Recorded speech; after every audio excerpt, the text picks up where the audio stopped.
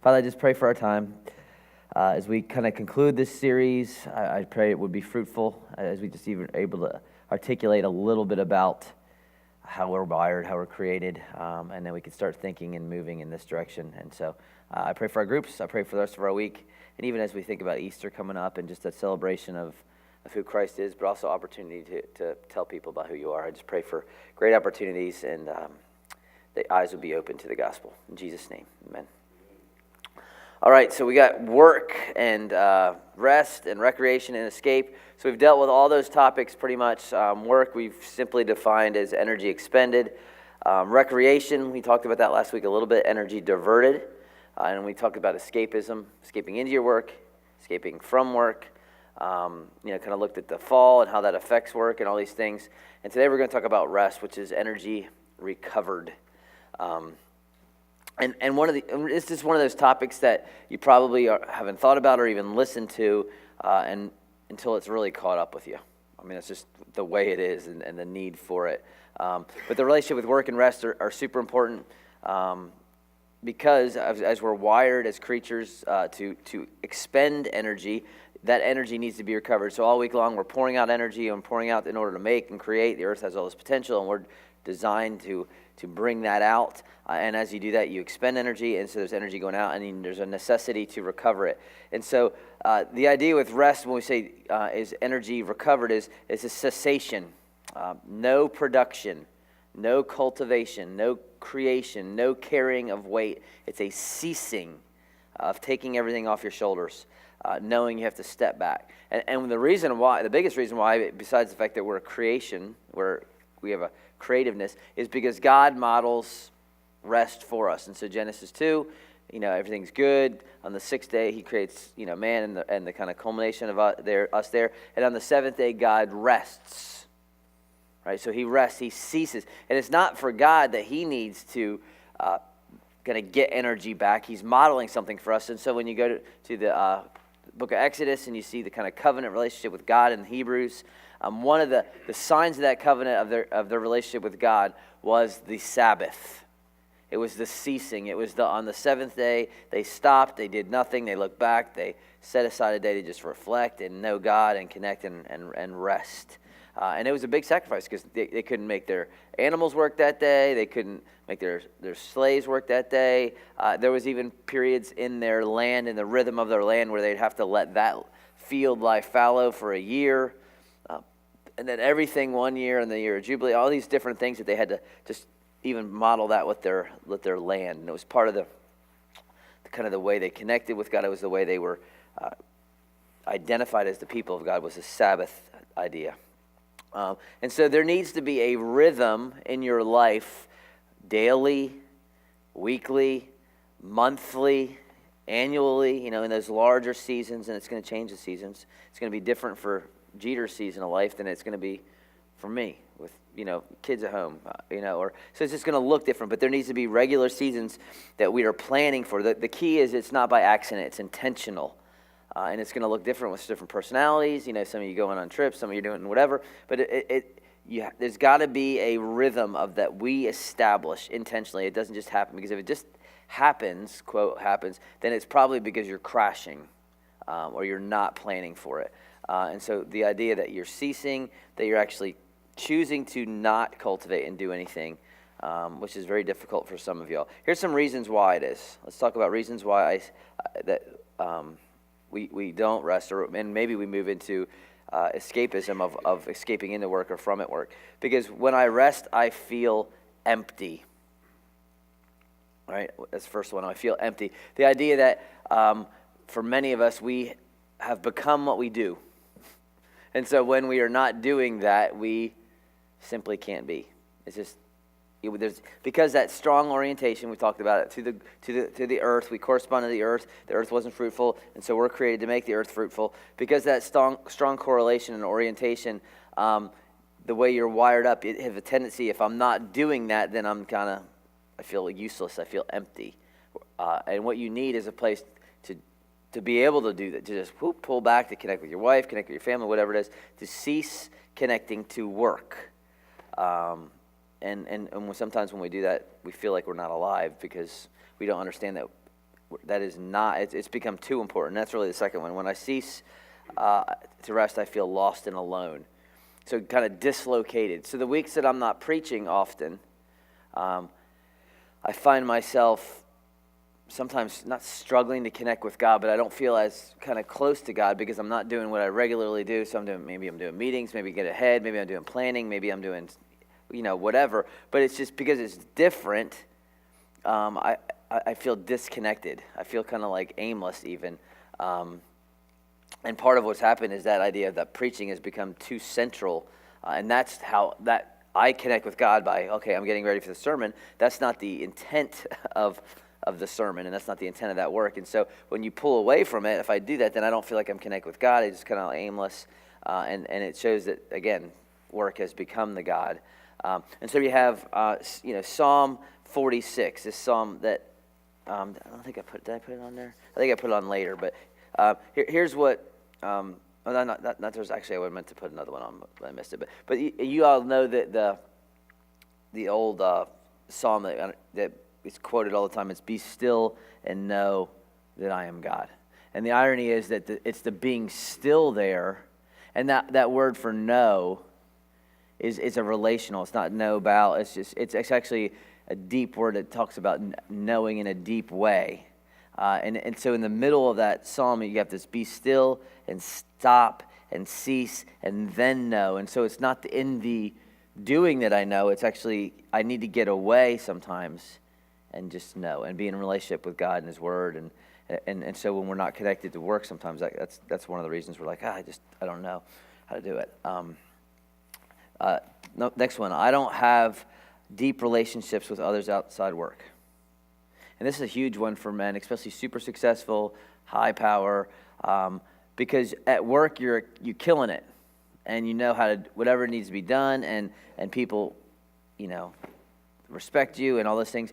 And when you come home, you realize how far out of it you are, how irrelevant you are with the house and the home, and you have no real contribution there or no real purpose there, and you just feel useless. And all the relationships at work, they work.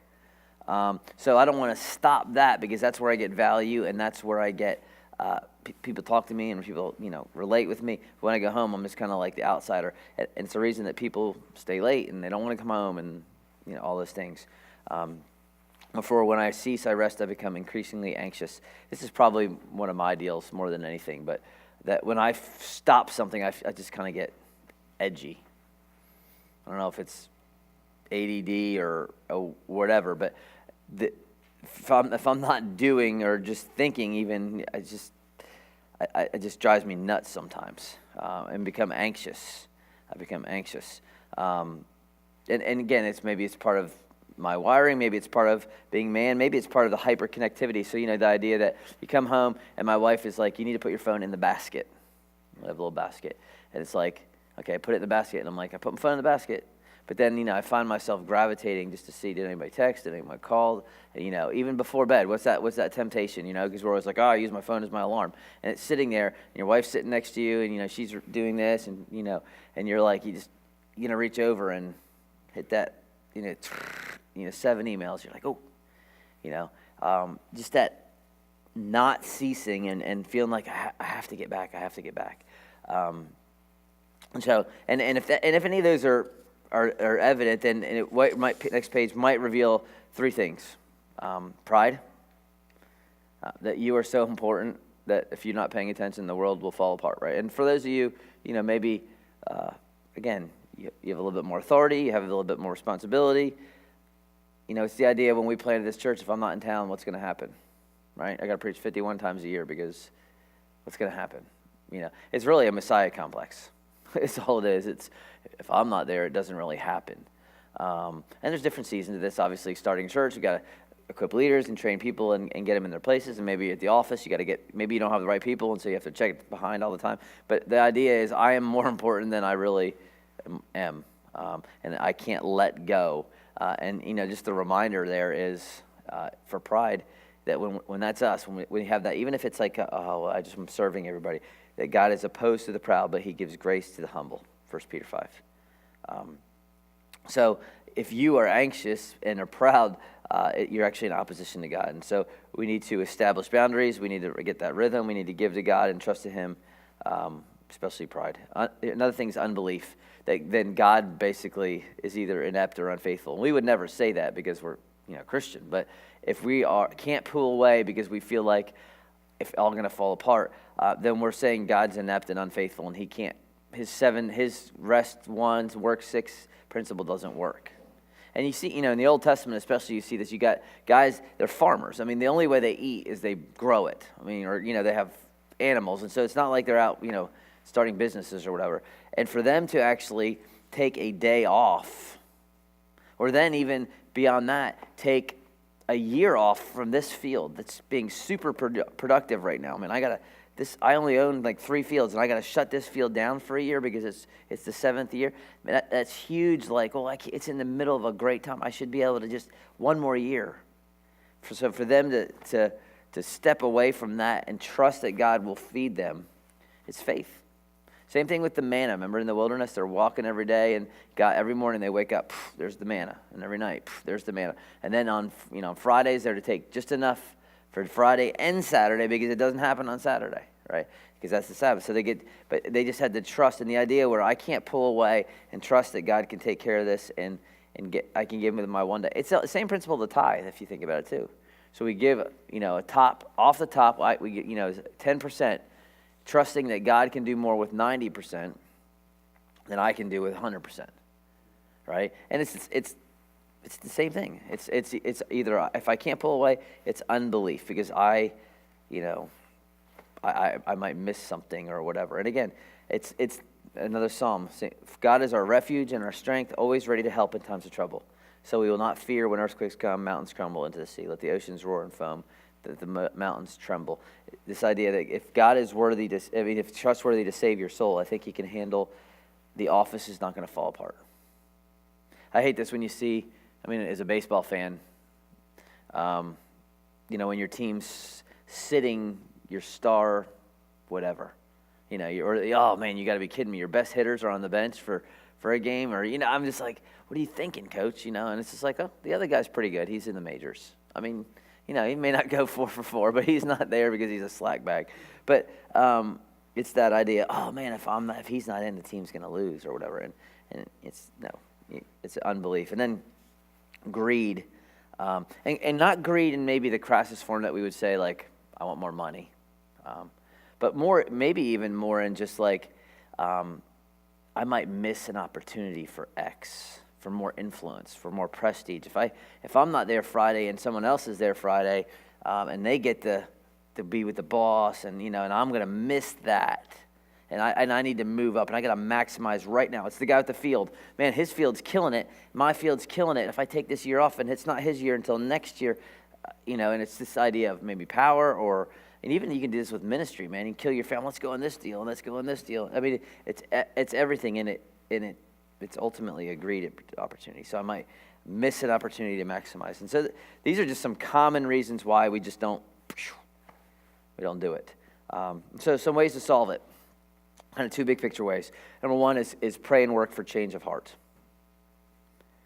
If any of these, if I feel anxious, I feel lonely, if any of these relate, if there's a little pride or unbelief, then the idea is moving towards repentance, in a rhythm that kind of replaces that sin. So the self-examination, kind of the same thing with Psalm 46, is evaluating where you are spiritually. Where is your relationship with God? Being still and knowing that I am God. So kind of where that works. And you involve the spiritual disciplines. You need some time of worship where you're kind of just private worship, expressing praise to God, telling him he's awesome. You need some time of prayer personally, scripture reading, scripture meditation, community. These are all the disciplines we would say. Service, even kind of preaching to yourself. For 2 Corinthians, he says we walk in the flesh. We're waging a war not against the flesh, for the weapons of our warfare are not of the flesh, but have divine power to destroy strongholds. We destroy arguments, every lofty opinion raised against the knowledge of God, and we take every thought captive to obey Christ. And so it's thinking right, and then taking that thought captive to obey. And so where there's areas of rebellion, Okay, we preach to ourselves. What is true? This is true. God says rest. God says I can trust. God says these things. And so we start with just kind of praying and working towards a change of heart. And then number 2, very simply, is this: we work on a schedule. If you got no boundaries, you need to create boundaries. I mean, again, some of you own your own business, and so your office is your home. That's probably very challenging, right? Or it's a family business, or it's just, you can't shut it down, and you need to create boundaries. Maybe you get an assistant that says, don't call me unless, the zombie apocalypse happens, and then, even then, don't call me, right? It's just, very difficult to say. People always want, they always want something, especially, and it's never on. It's always on, like, can you do it at 7 o'clock at night? Can you do it on Saturday? I can't do it during the week because I work, but can you meet on Saturday? Because, of course, I that's just the expectation that I never work, so of course I want to come in on Saturday afternoon and meet with you. But that's the idea, and having to make boundaries and say, I just can't. Sunday, someone's here, or you can meet with someone else because I just can't meet. But so you got to work to figure that out in your context. You need daily rest. You need good night's sleep. Not 20 hours a night, unless that's what you're required because you're on bed rest. You go to bed on time, right? Whatever that rhythm looks like for you, but, not up watching YouTube videos, and I know maybe that's not an issue, but, staying up till 2 because you're online or whatever. You just regular rest, regular exercise. For some, this might not be a problem. Rest is not a problem, or maybe for some, going to bed is actually a problem because I'm just not tired or whatever. And it might be because on the front end you're not working hard enough to be tired at night. The idea is, used to be, our laws of work were governed by day and night, right? That was probably why we had daylight savings time at some point. Now, that's no longer the case. 24 hours, 7 days a week, Sundays, so that makes things challenging too. But sleep, exercise, these rhythms weekly, daily, monthly, scheduling it even out a year. Your wife probably wants you away from this for a week, and you can put lots of things on the calendar. Maybe all of them don't work. Setting aside time, going away for a weekend with your wife where you do nothing, you cultivate each other, and all those ideas. And this is, we talked about this when we did a man and his wife last time, is building those into our rhythms of our marriage, but also like involving your wife in that context is huge, right? So just doing it is the idea. It's oversimplification, but it's check your heart, where am I? And if I see some gaps, boom, I'm going to actually start scheduling this and moving into it. If you're a boss, not demanding your people destroy themselves, right? Especially as a Christian boss.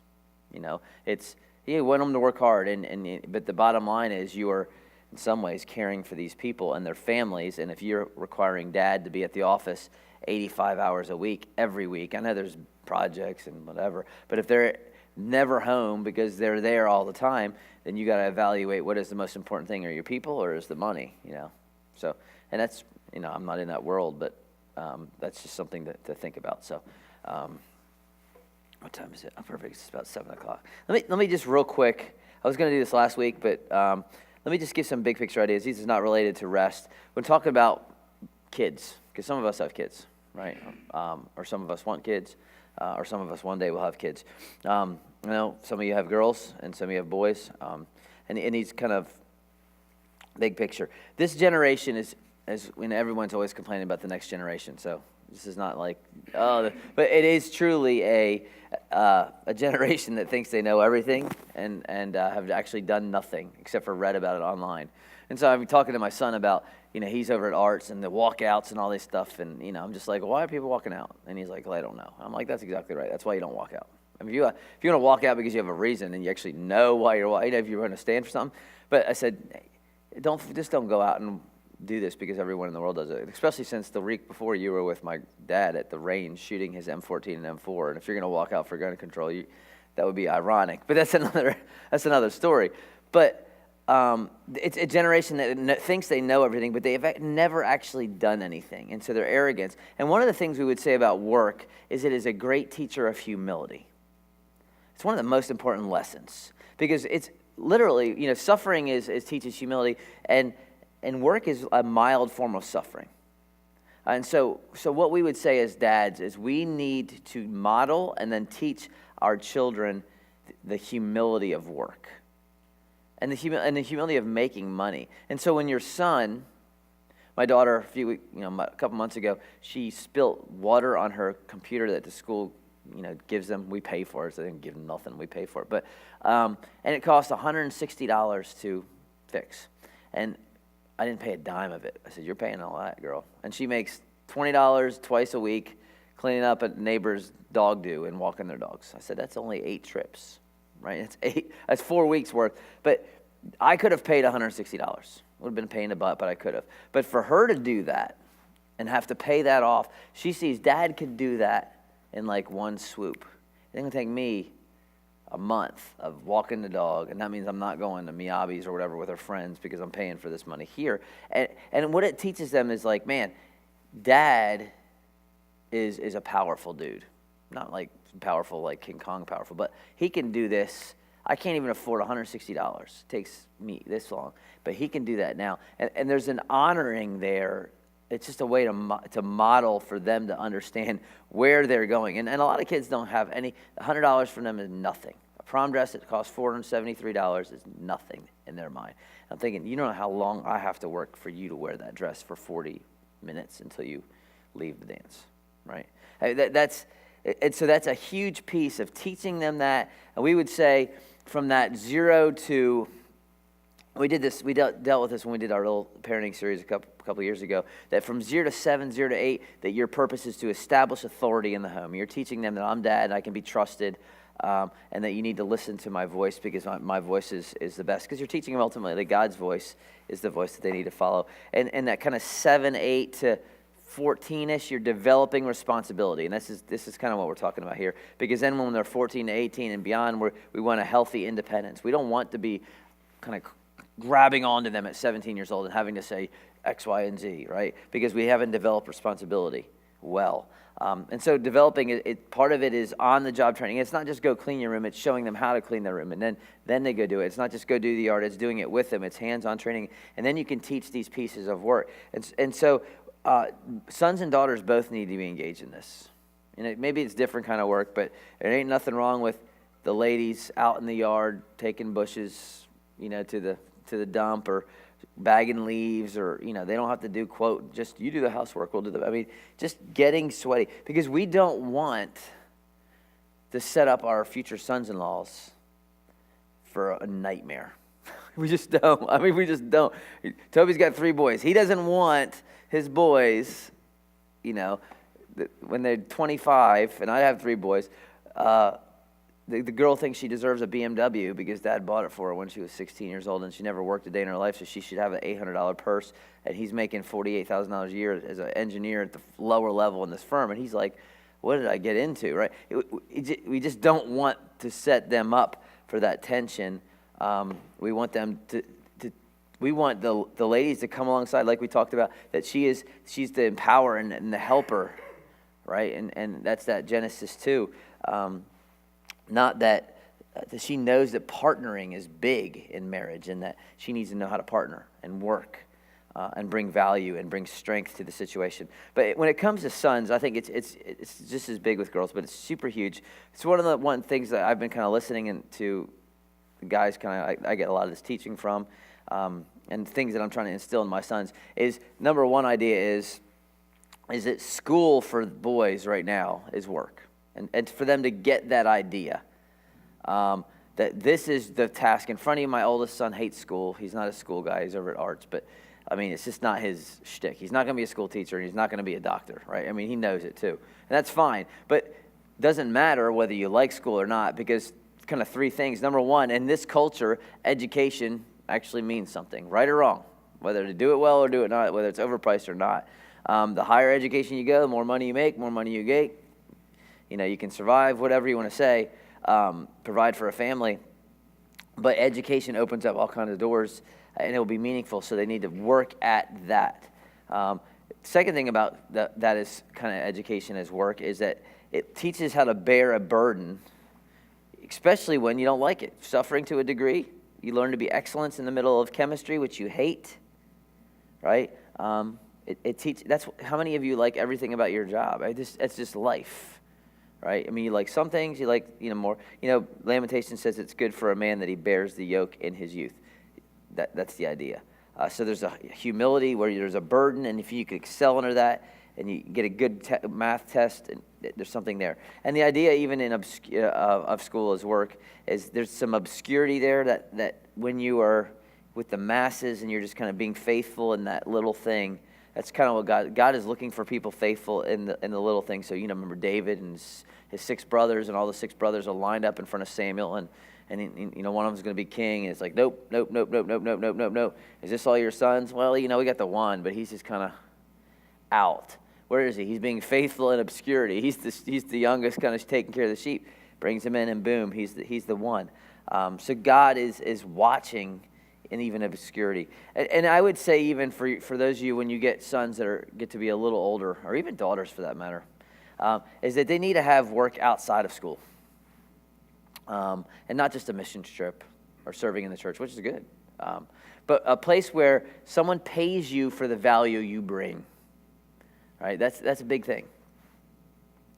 One of the things that the JH Ranch, when I took both my son and daughter out there, and if you guys ever have an opportunity, it's just a great. It's pricey. You can drop about $4,000. Take your kid out there with the plane tickets and the thing. But if that's not a huge deal, it's a worthwhile trip, because some of these ideas are taught where, especially in the facilitating of independence, the more freedom you get, it's all tied to how you're responsible. So for my son, if he wants to play Xbox on the weekends, because that's the only time he's allowed to play. If he wants to play Xbox, then he's got to have the grades. That's the freedom.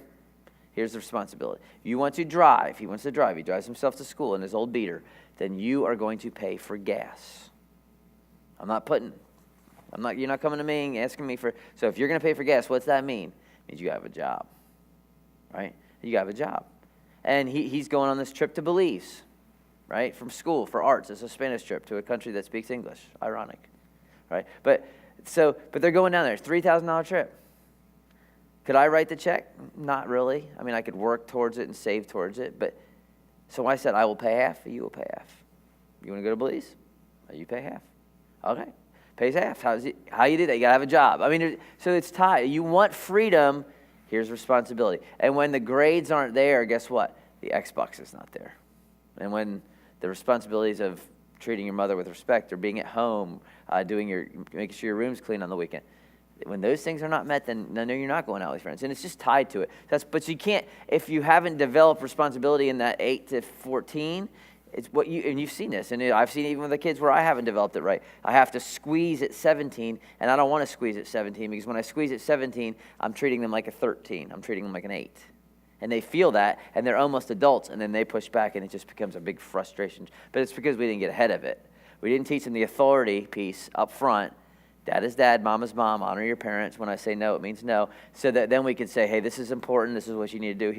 You need to carry some weight, not a lot of weight, but my 12-year-old is just, I heard you say it before. You heard me say it before. My oldest one passed the buck from mowing the lawn now to the 12-year-old. He's the lawn guy.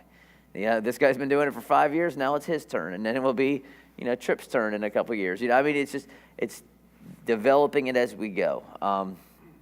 And again, because it's good for a man to bear the burden. So those are just some thoughts, and even bring value to do. Work outside of school. It teaches you what you want to do and what you don't want. I knew I didn't want to work in a steel mill after working in a steel mill. I knew I didn't want to work at a bagel shop or at a movie theater. Or you just learn what you're good at, and you start experiencing the blessing and challenge of work at a young age. And you also start seeing when you're making $8 an hour. My son's making $8 an hour working at a law firm for 2 hours a day every day after school. You learn that $8 is $8. Gallon of gas costs $2.50. It takes me, 20 minutes you start thinking in those terms. He's like, okay, I'm going to pay off this trip, and now I'm going to start saving up for a computer. You start thinking about it. And that's what you start doing. And it's so much better to do it now than when you're 25. Because you remember the days when you got to college and they said, hey, you want a credit card? You get a free T-shirt. And you're like, free T-shirt? Yeah. You sign up for a credit card, and that thing's maxed out in 2 months. And you're like, What happened? I just got a T-shirt, right? But the idea where you're actually thinking and planning and like, man, I can't, it's a huge deal. So just something to think about. Sorry that took an extra 15 minutes, 10 minutes, but I think it's worthwhile at least talking about that as parents. So, all right, let me pray. We can get our groups, and we'll go. Father, I just pray that we would be good at even resting. It doesn't seem like it's godly sometimes, but it is. You've commanded it. You've created us for it. We need it. So help us to build that rhythm into our families and our lives. In Christ's name, amen.